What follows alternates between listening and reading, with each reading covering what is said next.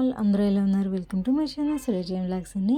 So మొన్న స్వామి వీడుముళ్ళు అయితే అయినాయి కదా, ట్రైన్లోకి తినడానికి ఏదైనా చేద్దాం కదా అని అనుకున్నాను. కానీ నాకు పిండి వంటలు అయితే రావండి, ఎప్పుడూ చేయలేదు కూడా ఇంట్లోని. సో ఏం చేద్దాం అనుకుంటే మా పిన్ని అయితే గుర్తొచ్చింది. తను క్రిస్మస్కి మొన్న జంతికలు వండుతుంటే చూశాను. సో పిన్ని నాకు కొంచెం గులాబీ పువ్వులు పిండి కలిపి అంటే కలిపించింది అనమాట. మా పిన్ని వచ్చి పిండి కలిపేసి వెళ్ళిపోయిందండి. పెనమాది కూడా వాళ్ళే ఇచ్చారు.